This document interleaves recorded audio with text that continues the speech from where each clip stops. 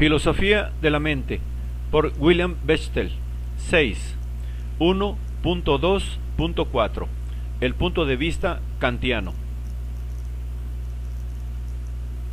De todas las figuras históricas de la filosofía, es Kant, 1724-1804, el que ofreció puntos de vista que se alinean más estrechamente con los avanzados por la ciencia cognitiva, si bien él no habría dado su aprobación a esta. Kant puede verse en parte como una síntesis de las tradiciones empirista y racionalista. Comenzó intentando responder a Hume. Veía que el escepticismo de Hume llevaba a resultados desastrosos, particularmente porque minaba la potencialidad de conocer las relaciones causales de la naturaleza postuladas por la ciencia newtoniana. Consideró nuestra capacidad de conocer la ciencia newtoniana como algo dado y se marcó la tarea de mostrar cómo tal conocimiento era posible. Estaba de acuerdo con Hume y otros empiristas en que nuestro conocimiento de los procesos físicos depende de la experiencia y que no se descubre simplemente razonando sobre nuestras ideas innatas. Sin embargo, vio también que el escepticismo de Hume era la consecuencia inevitable de la adhesión al principio empirista que intentaba extraer todo el conocimiento de la experiencia. La única solución que vio fue lanzar su revolución copernicana en filosofía, mediante la que dio la vuelta a la relación de los seres humanos con el mundo natural. Mientras que toda la filosofía anterior suponía que los objetos de conocimiento existen independientemente de nosotros y, a continuación, preguntaba cómo podíamos conocerlos, Kant mantuvo que nuestras actividades cognitivas eran parcialmente constitutivas de los objetos de los que tenemos experiencia. Mantiene además que es precisamente nuestra propia participación en la construcción de los objetos de percepción lo que hace posible que los conozcamos. Al explicar cómo nuestra actividad cognitiva es constitutiva de los fenómenos que experimentamos, Kant suscribió en parte el enfoque racionalista. Afirmaba que nuestra capacidad de percibir y de pensar sobre la naturaleza dependía de conceptos o categorías del entendimiento que aportamos a la experiencia, categorías que poseemos de manera innata. Pero las categorías que Kant tenía en mente no eran las categorías mediante las que clasificamos objetos. Más bien, sus categorías especifican el carácter general de los objetos y las relaciones en las que están. Así, él incluye causa y efecto como una categoría. Además, esas categorías no están representadas en la mente como conceptos que puedan analizarse para derivar conocimiento de la naturaleza, tal como el racionalismo mantenía.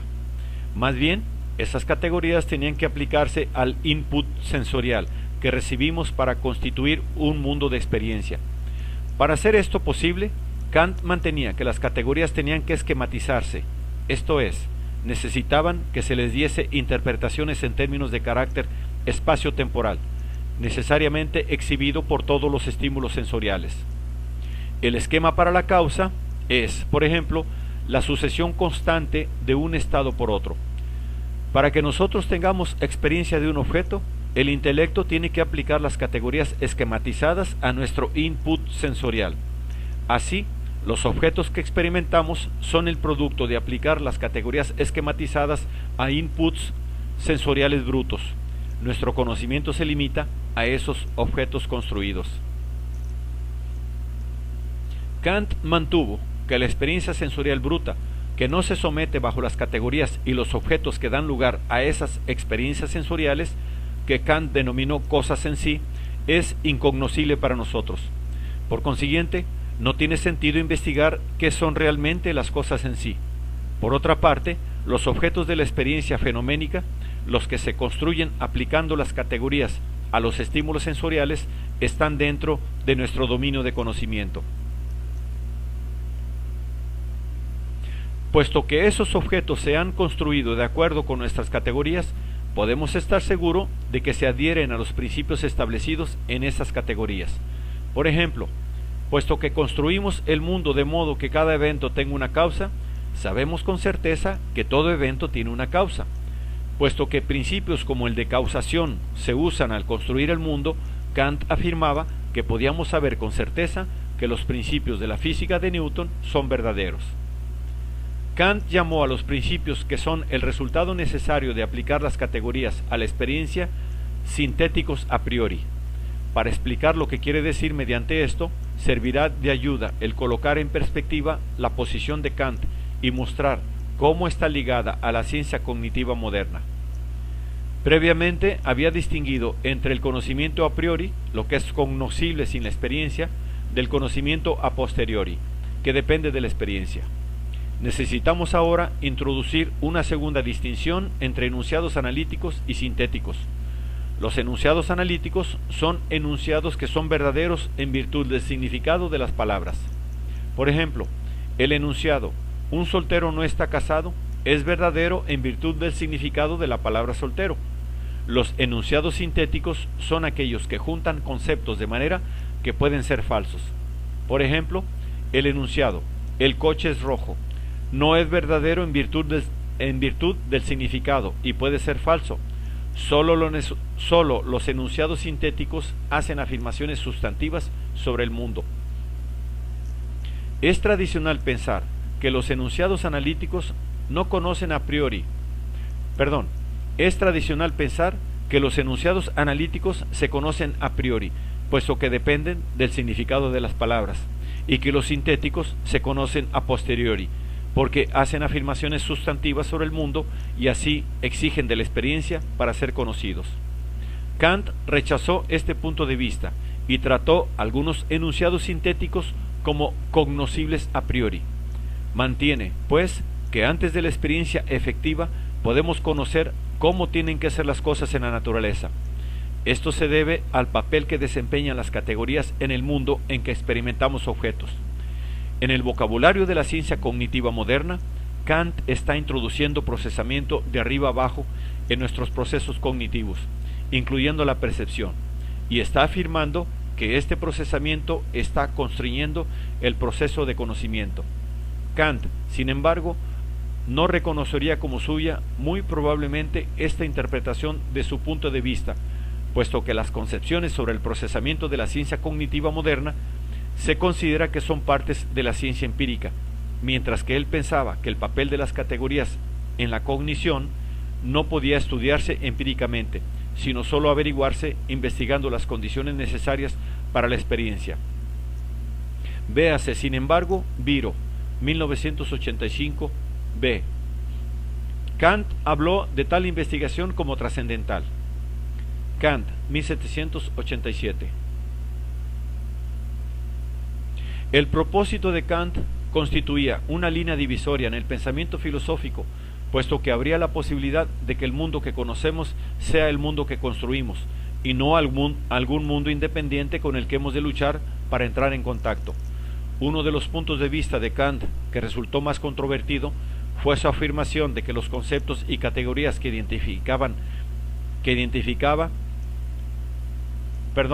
Uno de los puntos de vista de Kant que resultó más controvertido fue su afirmación de que los conceptos y categorías que identificaba eran aquellos que tenían que usarse para tener cualquier experiencia. Así pues, él pensaba que no solo la ciencia newtoniana, sino también la geometría euclídea eran necesariamente verdaderas, no solo empíricamente verdaderas. La introducción de geometrías no euclídeas y, de manera subsiguiente, la de la física no newtoniana, arruinó la suposición de que las categorías de Kant eran necesarias. Entre las diversas modificaciones del enfoque de Kant que han sido consideradas, una de las más influyentes fue el desarrollo del pragmatismo, particularmente por medio de la obra del filósofo norteamericano Charles Sanders Peirce, 1839-1914. Peirce renunció a la pretensión de que hay un conjunto de categorías que tenemos que emplear para conceptualizar la naturaleza, pero mantuvo con Kant que nosotros proporcionamos de hecho los conceptos organizadores que usamos para conceptualizar la naturaleza. En lugar de argumentar que esos conceptos están legitimados porque son aquellos que tenemos que usar, Peirce propuso que estos ganan legitimidad en la medida en que prueban ser fructíferos en nuestro intento de desarrollar teorías adecuadas de la naturaleza. Peirce se concentra en la investigación como un proceso con actividad correctiva. Para Peirce, los investigadores adoptan conceptos y teorías y tratan de organizar sus expectativas en términos de ellos. Esos conceptos y teorías dan lugar a expectativas que pueden fallar. Cuando fallan, los investigadores tienen que modificar sus conceptos y teorías para generar expectativas que estén en mejor acuerdo con lo que sucede. Es esta una empresa activa, pero es una empresa que, afirma Peirce, proporcionará finalmente un conjunto de conceptos y teorías que no exigirán una modificación subsiguiente, aunque no sabremos cuándo hemos alcanzado el punto en el que ninguna experiencia futura contravendrá nuestras expectativas. Cuando lo alcancemos, tendremos conocimiento de cómo es el mundo. Véase Peirce, 1877-1878.